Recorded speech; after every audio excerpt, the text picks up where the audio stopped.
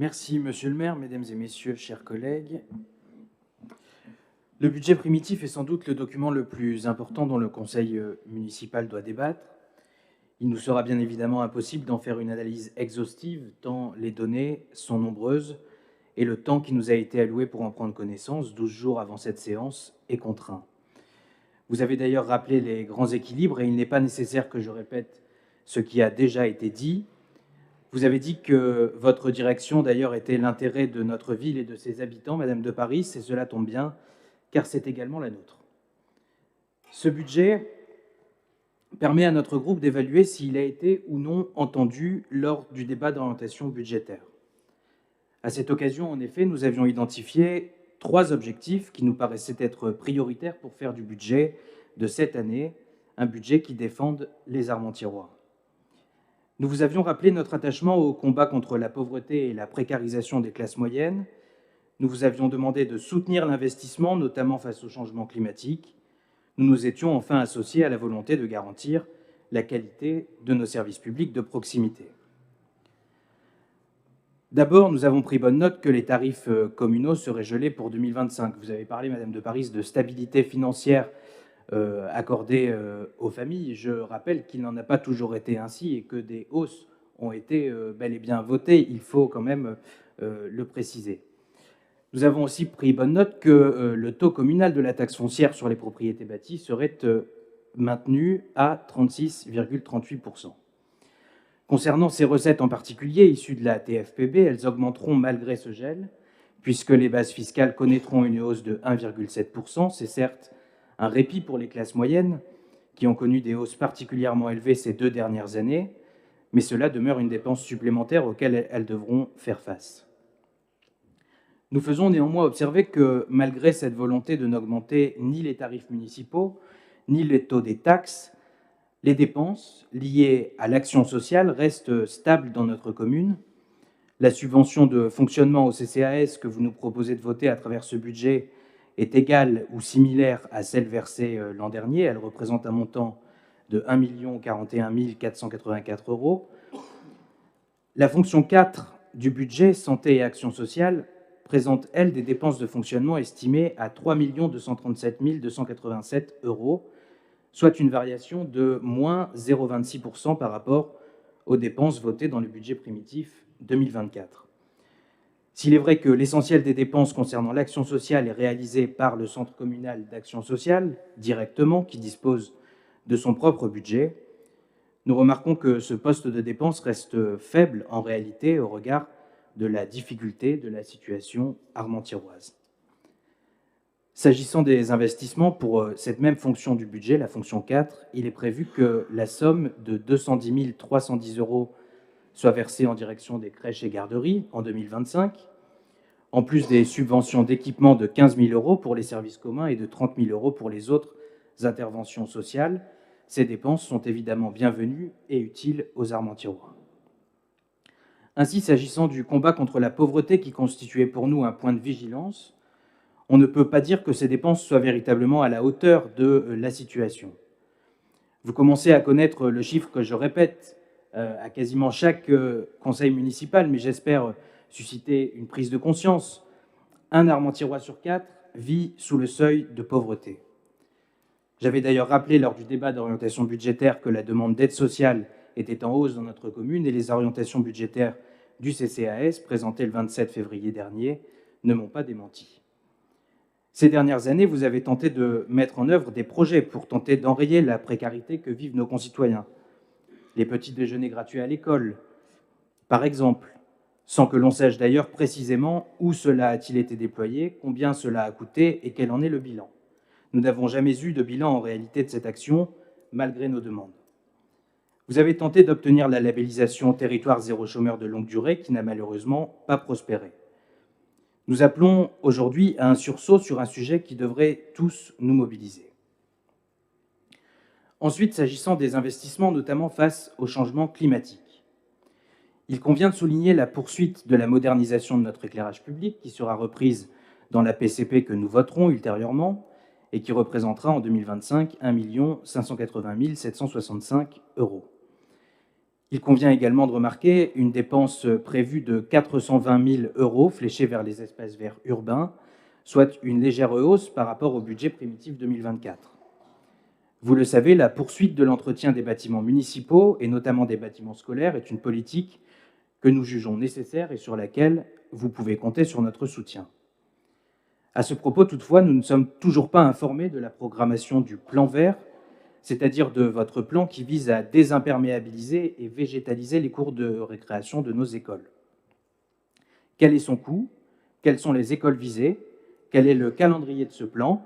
Nous l'ignorons, mais nous ne désespérons pas, monsieur le maire, d'obtenir des réponses avant la fin de ce mandat. Le service de la propreté urbaine que j'avais évoqué lors du débat d'orientation budgétaire bénéficiera également d'une opération d'équipement de 16 800 € pour des investissements en matériel et outillage. D'ailleurs, le budget de fonctionnement de la propreté urbaine demeure stable et s'établit à plus de 800 000 €, dépenses dont plus de 68% est constitué des dépenses pour la rémunération du personnel.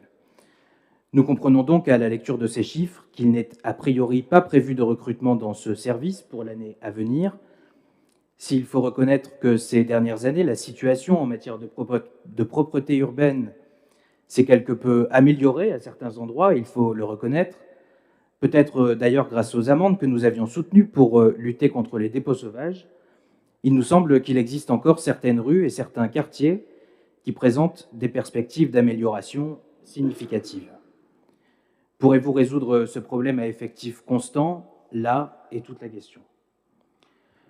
Enfin, nous nous attendions à ce que la présentation brève et synthétique qui accompagne ce budget primitif fasse état des éventuels investissements supplémentaires consentis au regard de la SCTE, la stratégie communale de transition écologique, présentée au conseil municipal le 25 février dernier. Ne nous leurrons pas, une stratégie ambitieuse pour aboutir à la neutralité carbone en 2050 ne peut pas ne pas engendrer de coûts et notamment de dépenses d'investissement. Sans porter atteinte au principe d'annualité budgétaire, il eût été opportun que cette note fasse état des dépenses envisagées pour 2025, mais également pour l'avenir, de la même manière qu'elle fait état d'ailleurs du plan pluriannuel d'investissement. En définitive, nous n'avons pas retrouvé dans ce budget d'éléments particulièrement ambitieux en termes d'investissement face au changement climatique.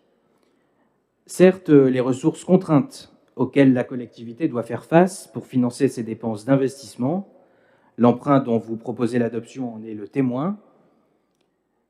Ces ressources contraintes expliquent peut-être cette timidité. Nous croyons pour autant que là où il y a une volonté, il y a un chemin, et ce chemin, manifestement, vous ne l'avez pas encore totalement emprunté. Je poursuis avec le troisième et dernier point de vigilance dont nous vous avions fait part, la qualité de nos services publics de proximité. J'aurais pu évoquer de très nombreux services, mais le temps me manque pour les évoquer tous, alors je vais simplement vous parler de la police municipale. D'abord, le fonctionnement de ce service connaît manifestement une difficulté, comme l'a évoqué mon collègue Michel Plouy, au moins temporaire cette difficulté, puisque sur les 11 emplois permanents à temps complet budgétés, 8 équivalents temps plein sont actuellement pourvus. Vous nous éclairerez peut-être sur cette situation. Remarquons également que tous les agents de notre police municipale sont des agents de catégorie C. Et à l'heure où l'on parle de l'attractivité de la police municipale, où le gouvernement a même relancé son Beauvau des polices municipales, l'un des axes de travail majeurs devrait être, selon nous, l'échelonnement et la rémunération de ces agents. Nous avons conscience que ce n'est pas ici que cela se décide, mais nous le disons tout de même. Il ne suffit pas de donner plus de pouvoir aux policiers municipaux, il ne suffit pas non plus de proposer le meilleur équipement ou la meilleure formation. D'ailleurs, notre ville a fait le choix d'investissements importants en matière d'équipement, 11 000 € d'investissement dans les équipements en 2024, 15 500 € en 2025 dans le budget que vous nous proposez. Vous nous préciserez peut-être quelle sera l'utilisation de cette somme. En conclusion de mon intervention, monsieur le maire, chers collègues, le budget que vous nous présentez ce soir est un budget du statu quo, alors que tant de défis attendent notre commune. Il s'agit certes d'un budget de bons gestionnaires, mais il nous semble que vous n'avez pas pris la mesure des transitions que vous avez pourtant érigées au rang de slogan de notre commune. Nous sommes donc appelés à voter ce soir un document technique où l'on peine à entrevoir des ambitions politiques fortes. Ce budget maintient à flot des services publics de qualité et que nos agents en soient ici remerciés, mais il ne traduit pas, selon nous, de volonté affirmée d'endiguer la pauvreté qui accable un quart de nos concitoyens, de même qu'il ne démontre pas, à tout le moins pour l'instant, de détermination profonde pour rendre Armentières plus résiliente face au changement climatique. Les Armentiérois attendent certainement de nous que nous gérions l'argent public avec rigueur. Mais ils sont de plus en plus nombreux à espérer aussi que nous les défendions avec énergie et courage, sans nous contenter d'une bonne gestion, mais en mettant en œuvre des politiques publiques innovantes et ambitieuses. C'est le sens de l'abstention que nous exprimerons ce soir, finalement comme un appel à sortir, pour paraphraser un socialiste, du discours artificiel et lénifiant de la certitude, mais un appel à écrire enfin une nouvelle page de notre histoire commune pour qu'Armentières soit ambitieuse, innovante et retrouve le chemin du progrès. Je vous remercie.